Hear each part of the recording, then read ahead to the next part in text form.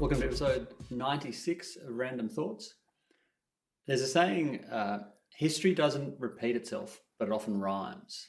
I can't remember who it's from, but it's a really good saying. I hadn't heard it until you mentioned this to me the other day, and I was like, I love that. That's so cool.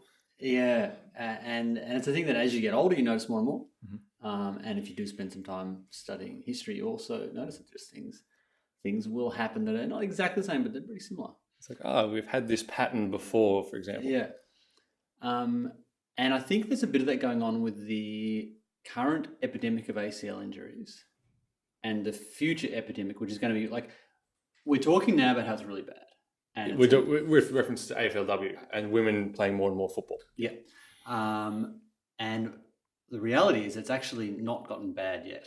No, this is just like... It's just starting to get bad. It's going to get worse before it gets better. It's warming up, yeah. And there's a lot you can do about it. So I think it's not an insignificant conversation. It's an important conversation. And there's a lot of people jumping in, looking at solutions. 2 articles in major newspapers here in Melbourne. Yeah, in the last week alone. Something that needs to be touched on for sure. And so the articles, we won't dive into them deep, but I think it's worth touching on. The key point, Dr. Christopher Vertullo, or associate professor and surgeon, he talked about the lack of free play and the potential early specialisation, which is something we talk about a lot here. And so it's the idea that kids and junior athletes, they go from nothing as kids and they get thrown into programs. You're doing the basketball program, you're in the Oz kick program, you're doing netball juniors, whatever it might be, and then you're on your iPad. And it's kind of all highly structured technical sporting things, or it's nothing and it's inactivity. There's none of that middle zone that happened when in previous generations. I think it's the least athletically competent, least well-rounded cohort of athletes coming through. It's the youngsters now, because they've been robbed of random exploratory play. Yeah, of working stuff out for their bodies and as they go. Yeah. Because we become so averse of people breaking arms. It's up in Newcastle, by the way. Newcastle's looking good. Update for those on the podcast. Darren's now got a black Darth Vader model. Full Darth Vader, isn't it? I'm so glad it was black. Nice and plastic. The top half is breathable though, so it can come on and off. It can come off. Happy days. It's so good. I'm sleeping so much better. Yeah, it's great. It's awesome. But yeah, because of the aversion to broken limbs and because of an increasingly litigious society, that schools are very risk averse, parents are risk averse. And I think that's had a downstream effect, law of unintended consequences is you've got young people who are just less adept at dealing with chaotic random situations and less about exploring things. Like we climbed trees, jumped creeks.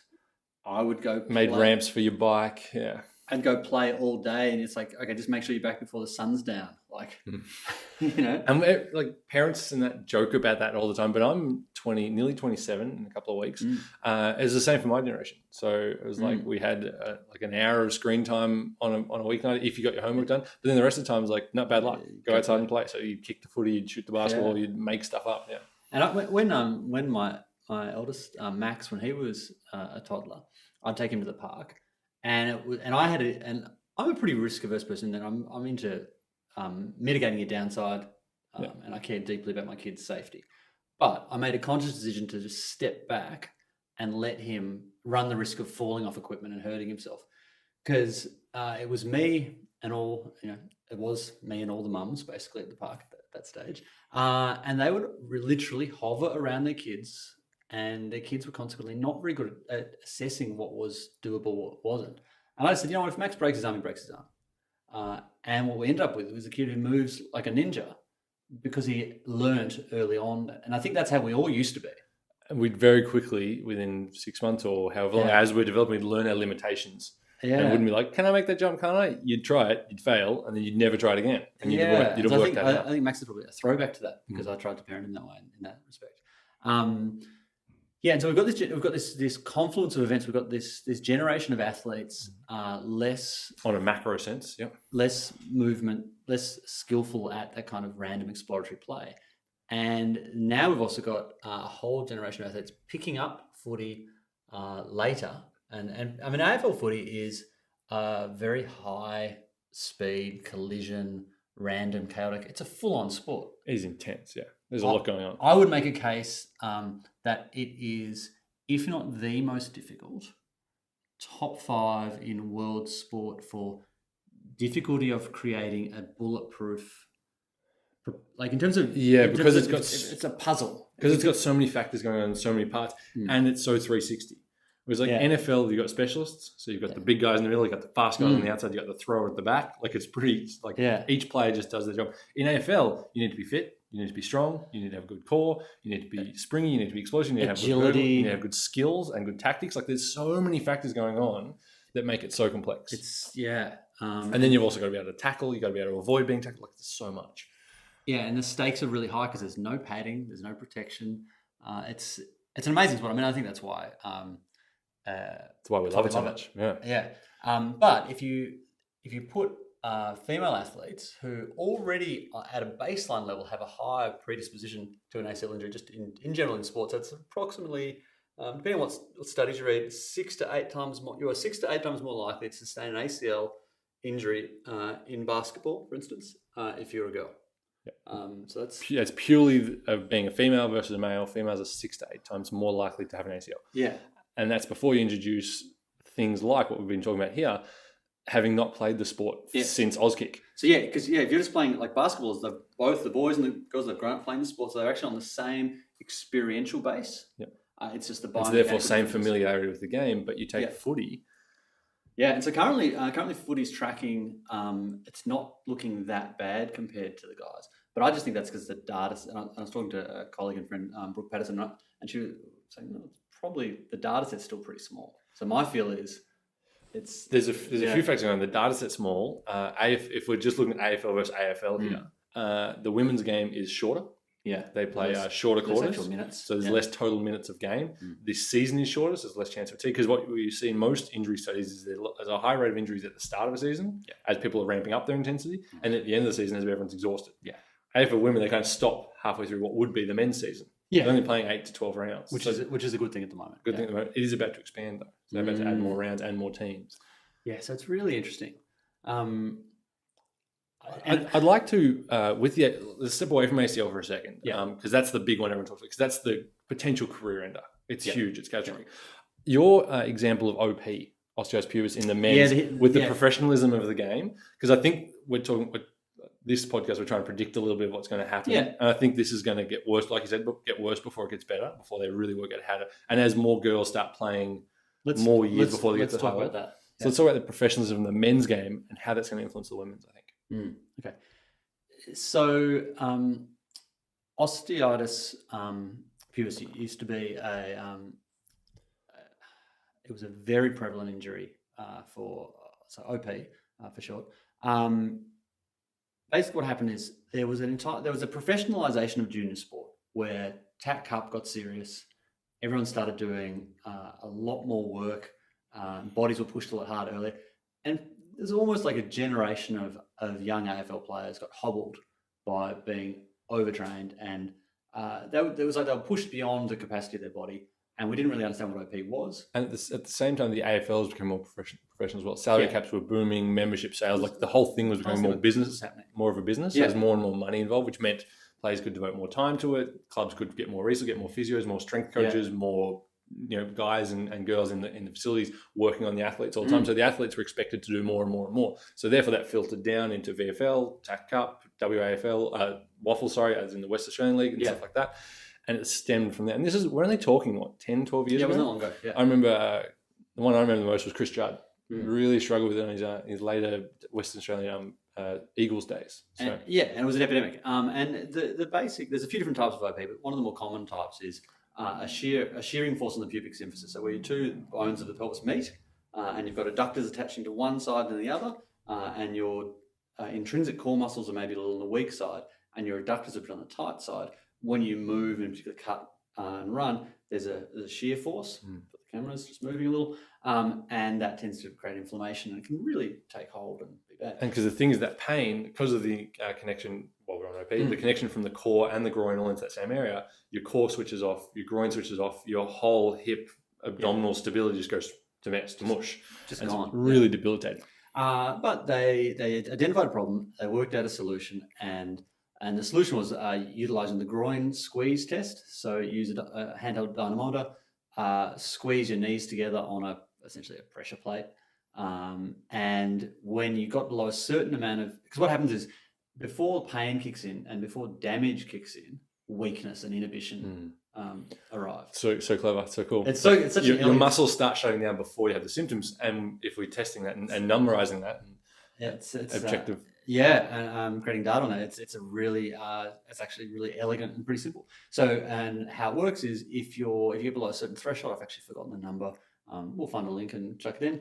If you get below that threshold, then you are deloaded, and it's like an early warning flag. Yeah, so that also then led to more highly scientific and more calibrated workload ratio measurements. So athletes would be GPS then boomed as a result of this. It's sort of this also stemmed into the modern sports science AFL we see today, where they're tracking measurements and making sure they're tracking enough high speed work during a week, and then adding extra load for, like, back when the sub was a thing a couple of years back, they would add extra running for that athlete so that they didn't have these dips and these high spikes of loading, so it was more consistent to keep not just OP but all injuries in check. And it has worked really, really well. And I think we're going to be we're at a point where we're going to be starting to try and do similar things with the ACL, but I doubt it's going to be as successful. It's still really worth doing. I don't want to sound discouraging. Before we talk ACL, can we talk about that effect on the AFLW? Because the men took a decade to go through that professionalism and the professionalization of their league. The women are going to do it in 4 years. It's just there. So already in 2 years, we're talking about players who are full-time and playing 2 seasons and all this kind of stuff, and multi-sport athletes with Monique and Chloe playing a bit of basketball on the side. It's the professionalism and the professionalization of AFL women's is going to do what the men's did at an accelerated rate. And at the same way the men went through that OP of growing pains, women are going to go through an ACL There's going to be based growing pains of girls who've been pulled from other sports, for example, accelerated through junior programs into the league at 17 years old, things like that. That's going to start showing up. I think particularly where the scenarios where female athletes have been pulled from sports that aren't heavily cutting based, because some of them, you're a really good runner, you move really well. That's really problematic because cutting and change direction is so different. I'd be really curious to see a breakdown of, so someone like Chloe Malone, who played elite level basketball, they've grown up cutting, changing direction. You tend to think those guys are going to go better, whereas it's going to be someone who's looked at as a cracking 400 or 200 meter runner or something, hurdler or whatever, heptathlete. They get it. That's going to be quite different.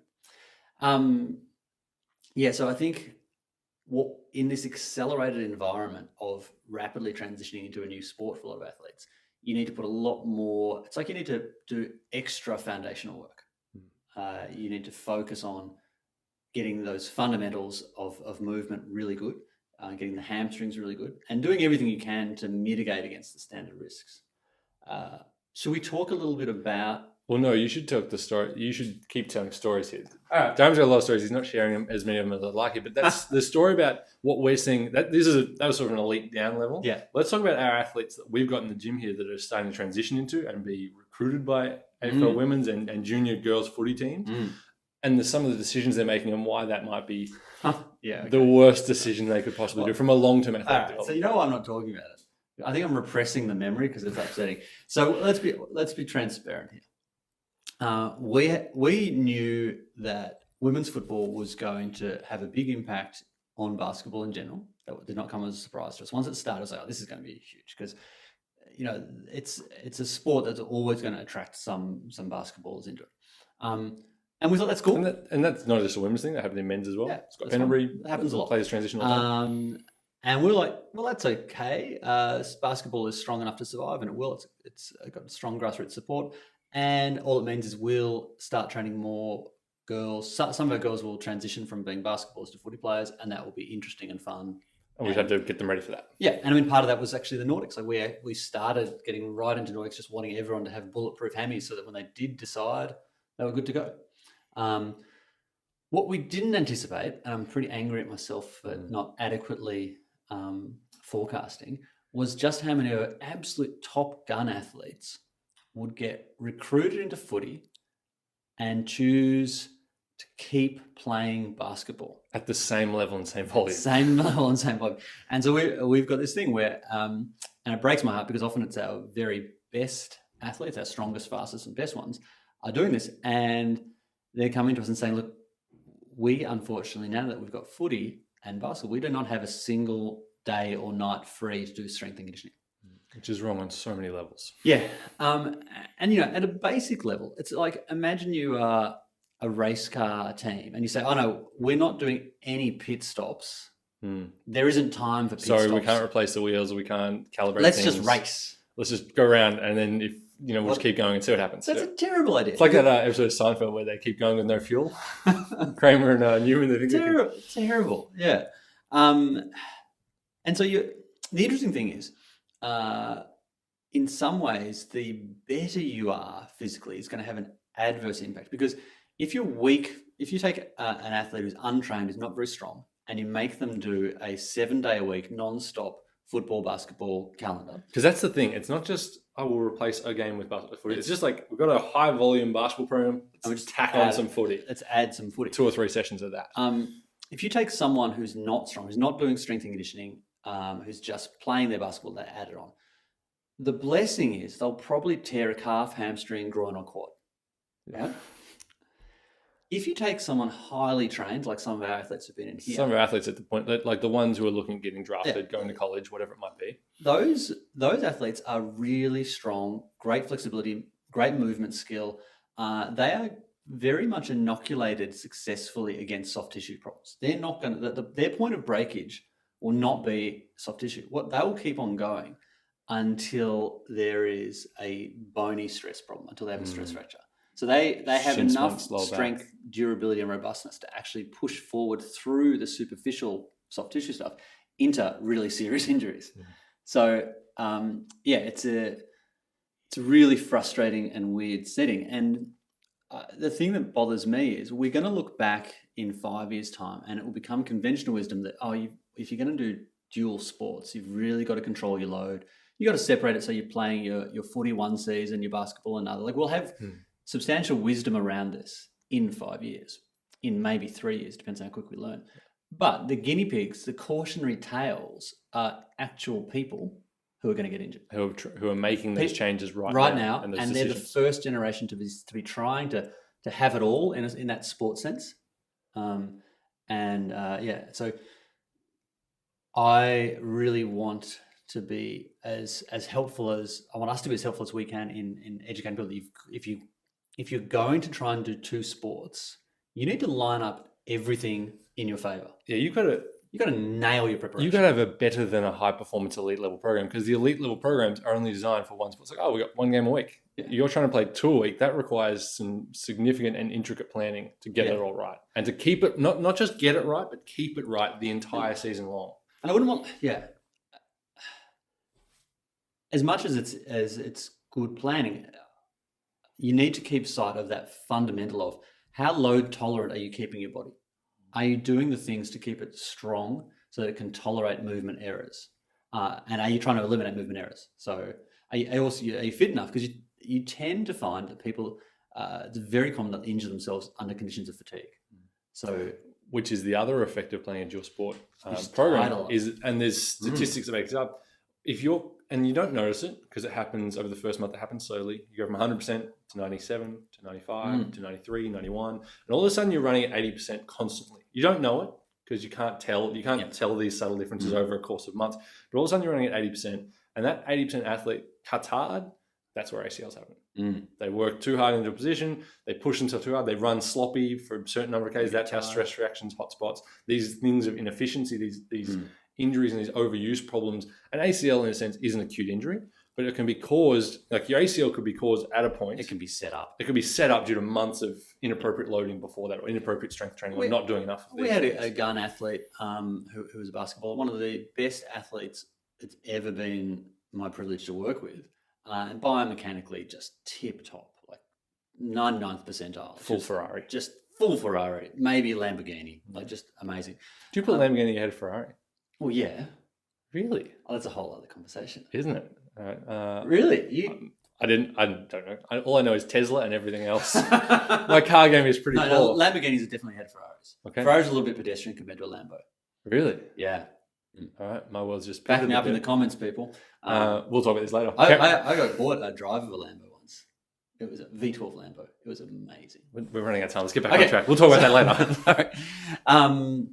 Yeah. Anyway, so this athlete was Full Ferrari / Lambo, and she sustained an ACL, and it was basically just a spontaneous dislocation of her knee, because ACLs are essentially an anterior. It's your shin translates anteriorly. For those on video, your tibia, due to whatever cutting, change direction, deceleration force, slides forward relative to your femur. Or twists. Slides or both. Yeah. Goes in and then twists and rotates and slides forward, and the ACL is supposed to stop that, and it pops. But yes, essentially it's the knee dislocates, and the damage is that the ACL snaps during that dislocation. And if you're lucky, that's the only damage. But that's a whole other topic. But anyway, and it was just, she was exhausted playing 20 plus hours a week of sport, and it was a momentary loss of coordination. You get unco when you're tired. And so, driving studies have shown this, alcohol studies have shown this, sleep deprivation. Yeah, it's really well established. So it's going to be a really interesting time. I would say to those people who are making that transition, you don't want to be saying what if. You don't want to be sitting there injured saying, oh, what if? You want to be saying, I did everything right. I focused on my movement skill. I got as much rest as I could. And probably I didn't try and do two sports. You can't do two sports full on. Like the definition of focus, you can't be focused on two things simultaneously. Yeah, it's a paradox. Yeah. You've got to be focused on a thing. And so if it's for part of the year you focus on one thing and part of the year you focus on, that's fine. Yeah. In fact, people are doing that. Like that used to be the saving grace of junior sports, was you would play cricket and footy. Yeah. You'd do basketball and tennis. You'd mix it up. Yeah, and that was a form of cross training. Because for the fun fact, basketball was invented for American footballers for their off-season training. Australian rules was invented for cricketers to keep them fit during the winter. Really? True story. When they couldn't play cricket in the winter because the pitches would be soggy and they could bowl and stuff like that, and it's a raining time, they invented football to keep them fit. Same way basketball was invented for NFL. I did not know that. True story. Mind blown. Yep. Wow. There you go.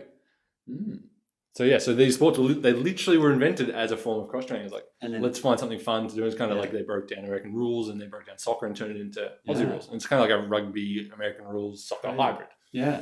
Wow. Yeah. It's evolved a lot since then, but that's how it started. That's cool. So to wrap up, the call now and the push now is to develop a kind of a national curriculum of movement skill. Okay, what can we teach our kids what to do, how to do to be safe? A FIFA 11 type thing, which has had amazing effects in soccer. Yeah, and so the FIFA 11 was actually a massive part of the inspiration behind Warm Up 2.0. Whilst the researchers are working on coming up with a definitive collection of exercises you should do, and there's very sport-specific stuff, and they're going to build an app, apparently. It's going to be pretty cool. Yep. But within that vacuum, there isn't actually much in place now.